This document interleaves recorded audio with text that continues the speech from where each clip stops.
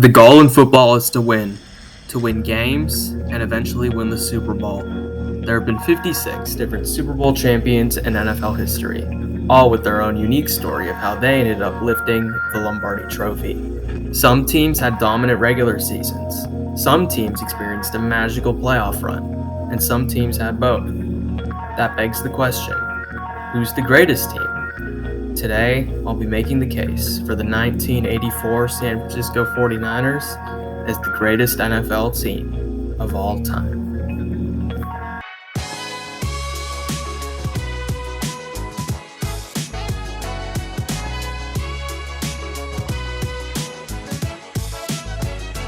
Here's what you need to know off the bat. The Niners went 15-1 in the regular season, boasting high marks across the board in all statistical categories, with a major aptitude for efficiency. The offense was led by Hall of Fame quarterback Joe Montana, while the defense was captained by Hall of Fame cornerback Ronnie Lott. They were coached by the legendary Bill Walsh. Where else do we start with this team other than Joe Cool? Montana was a mid-round pick following a good but not special college career at Notre Dame. He spent the first year and a half of his career on the bench before taking the starting quarterback job midway through the 1980 season. In Montana's first full season in 1981, he failed to produce high yardage or touchdown totals, but his efficiency was superb, and the Niners went 13-3 and won the Super Bowl. This perfectly encapsulates Joe Montana's career. We live in the most data-driven era of sports fans ever, and due to the advent of the internet in today's society, those statistics are very accessible.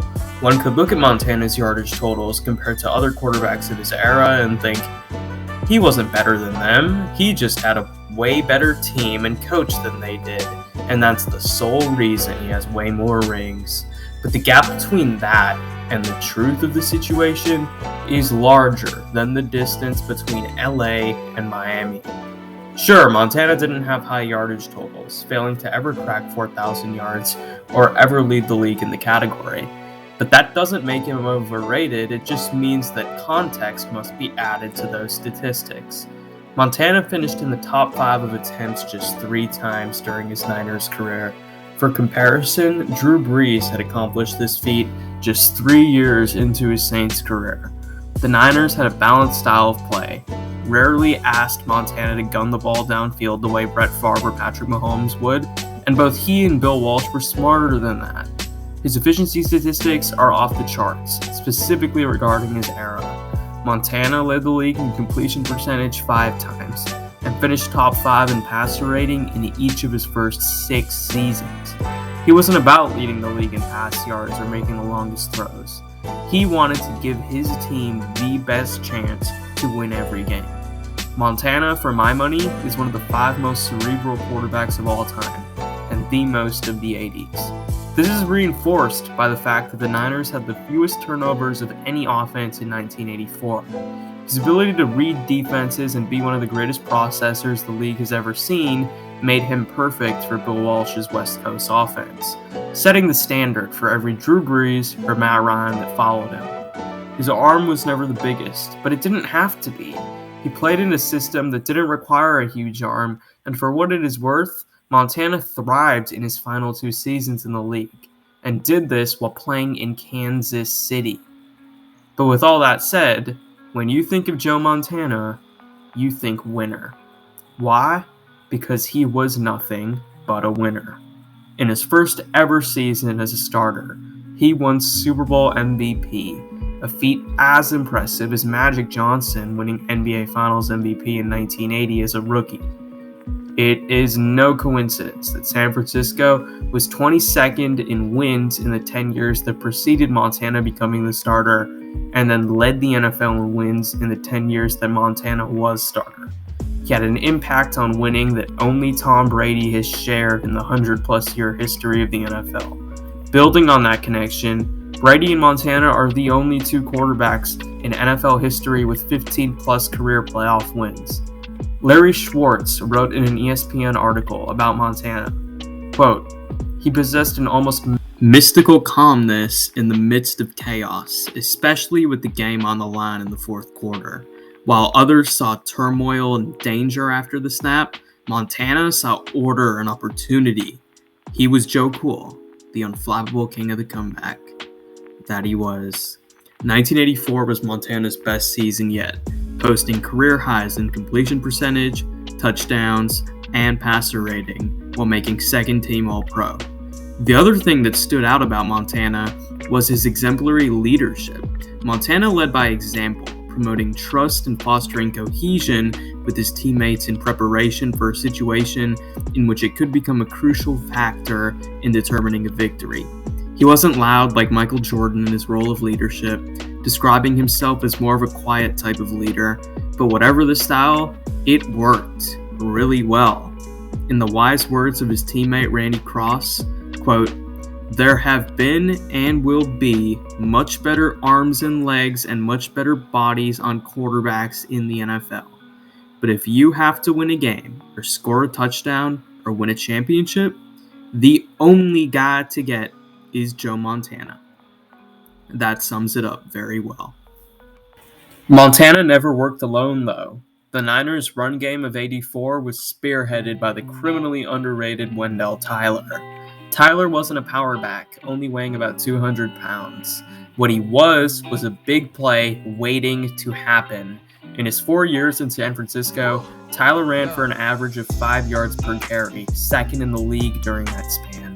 He was quick and combined blazing speed with superb patience in the backfield.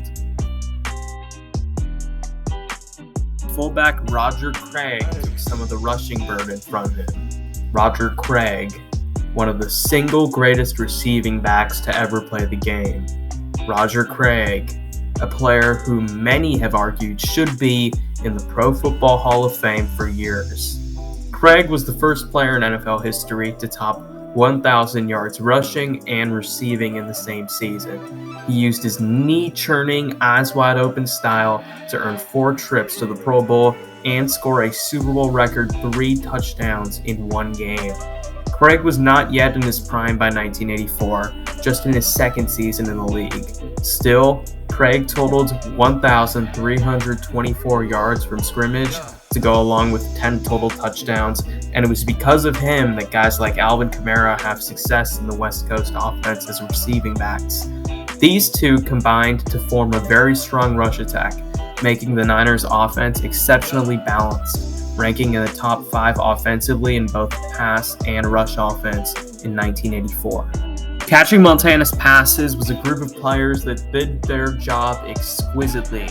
Leading the charge was Dwight Clark, one of the most underrated wide receivers of all time. Clark is widely known for the catch in the 1981 NFC Championship game, one of the most memorable and clutch plays of all time. Pontiac, 3rd and 3. We'll see a pickup sometime on the right side, possibly. Montana looking, throwing in the end zone. Clark caught it! Dwight Clark!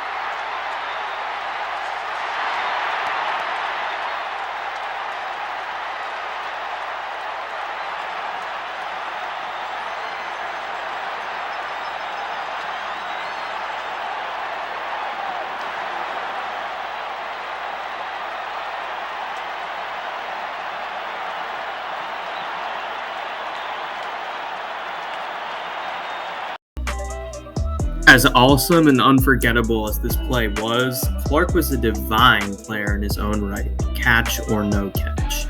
The NFL's reception leader in 1982 was dominant in the 7-year stretch of 1980 to 1986.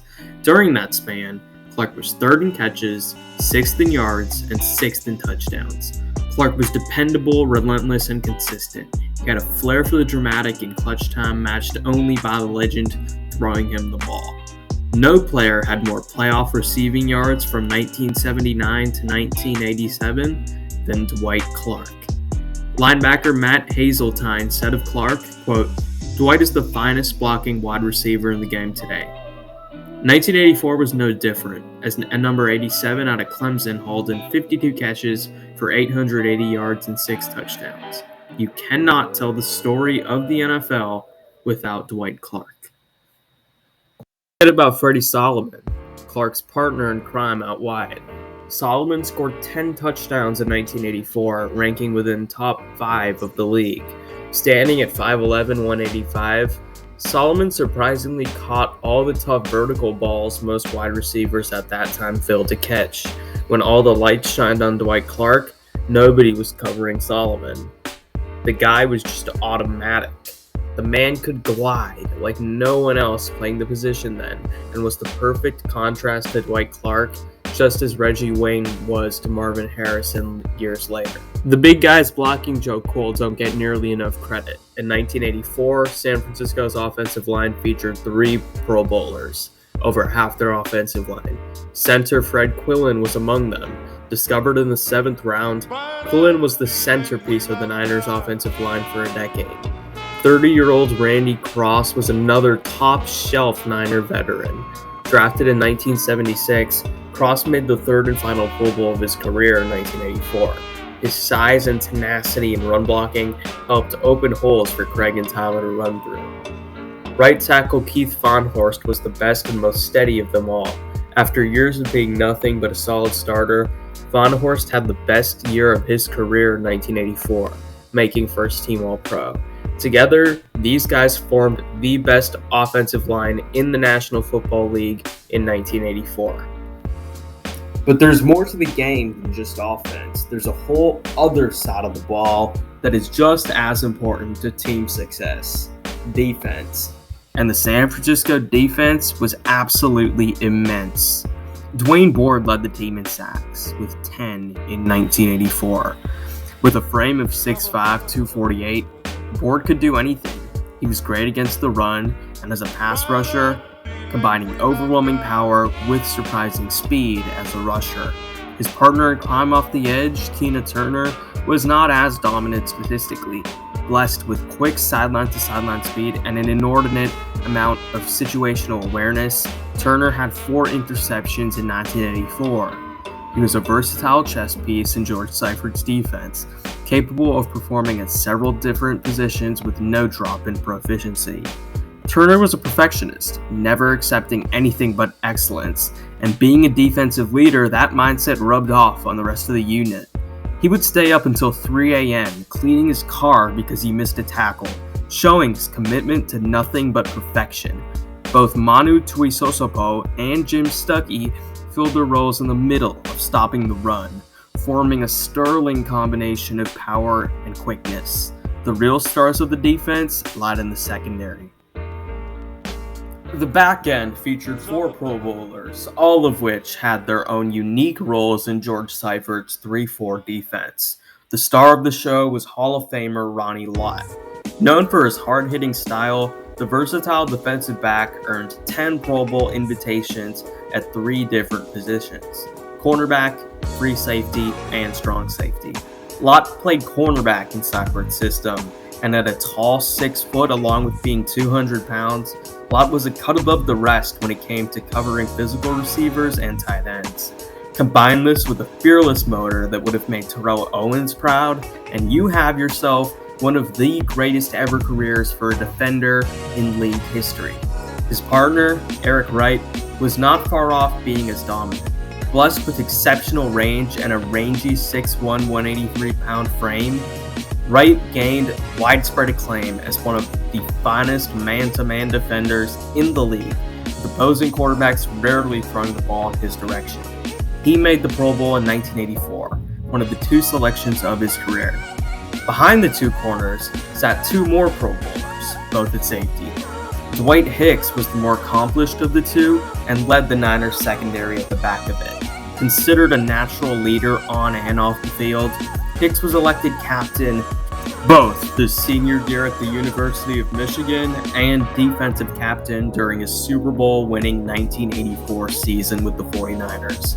During the season, after an early loss, he delivered an impassioned speech to his teammates that helped to electrify their season, leading not only to the championship, but a 15-1 record overall. His partner in the defensive backfield was Carlton Williamson. Williamson was a two-time Pro Bowler and criminally underrated due to the other names in the secondary. He could adequately contribute to both run defense and coverage and fit perfectly into George Seifert's defense. This unit formed the strongest defense in San Francisco 49ers history from a points perspective in the Super Bowl era. Every great team needs a great coach. And boy, the 1984 49ers had a great coach.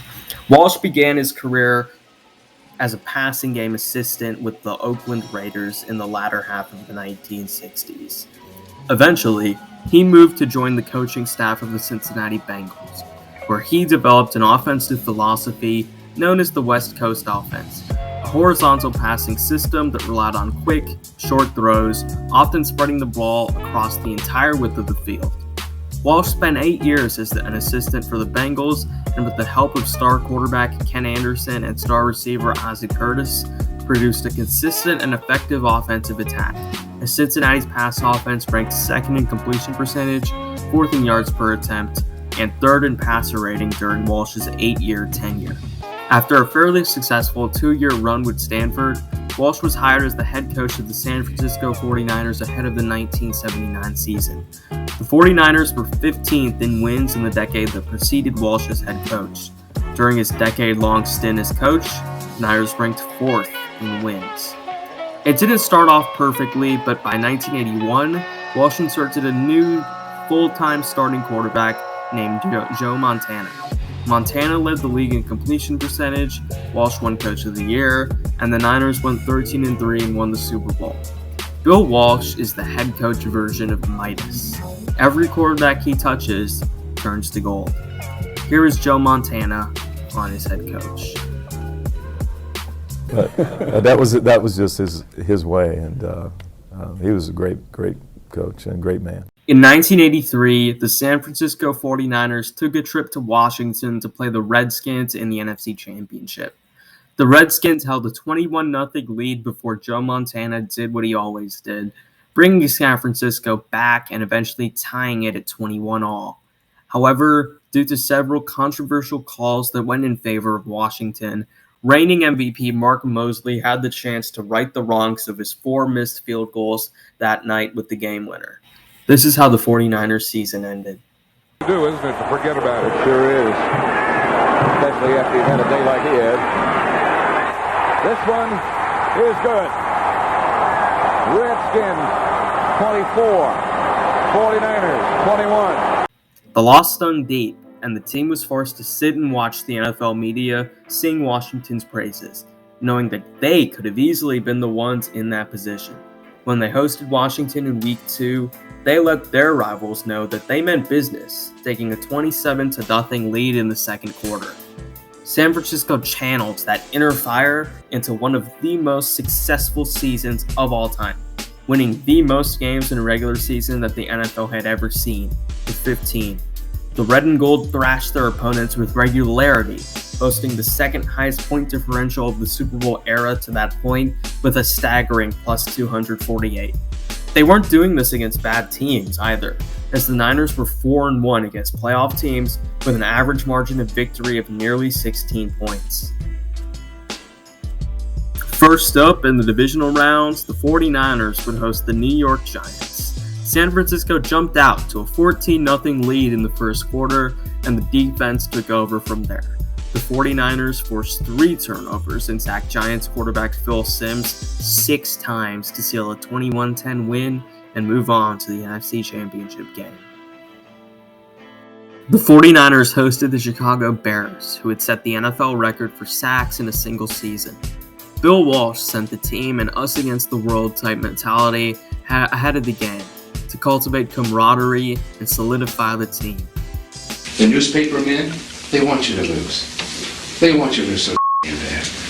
The local guys pick you to lose every week and they just, come on, make me look good. You know, you see it. They want you to lose. And the people that are patting you on the back, they got nothing to lose. They pat you on the back, you're doing great. When you lose, you're jerks. Everybody wants your ass. They want your hide. That's how you have to take the field. No one is on our side, I'm telling you. Even though they'll slide a drink down to you in the bar, No one's on your... In the NFC title game, the best defense on the field wore red and gold jerseys. The 49ers defense held the Bears to just 13 first downs, forced 2 turnovers, and held All-Pro running back Walter Payton to just 92 rushing yards. Most impressively, they sacked Bears quarterback Steve Fuller 8 times and shut out the Bears offense completely. The Bears rush defense had allowed just 86 yards per game in the regular season. In the NFC Championship, they allowed 159. The 49ers won 23-0 and advanced to the Super Bowl. In Super Bowl 19, the 49ers would play the Miami Dolphins and an extraordinary young quarterback named Dan Marino. Though the 49ers had experienced a historic season, that storyline rode shotgun to the one of Marino in 1984. He had made the single-season passing record book his autobiography, breaking the records for passing yards, passing touchdowns, 300-yard games, and 400-yard games in a single season. Marino ran away with the league MVP, and Miami's offense also broke the record for touchdowns in a single season. In the 2 weeks preceding the big game, the media was all over the young superstar. Montana was asked if he was jealous of Marino, to which Montana responded quite simply with, No. Despite being favored, Bill Walsh, being the master manipulator of the media that he was, used the press in the Niners' favor.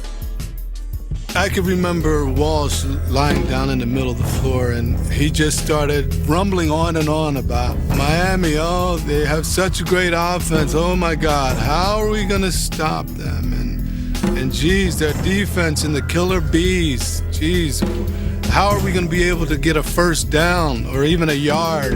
And he just wanted to light that fire before we came out of the locker room. And I can remember he turned and he looked at me and he just said, God, don't you just want to break the wall and just go kick their ass right now? The game finally arrived, and the two teams kicked off in Sanford Stadium, where Bill Walsh had once coached. Miami led after one quarter, 10-7, before the San Francisco 49ers went on a 31-6 run to end the game. The 49ers' performance in Super Bowl 19 was a microcosm of what made them so special all season. They dominated in every way imaginable. The offensive line was, as always, solid, only allowing 1 sack on Montana despite facing a defense that was top 10 in sack percentage.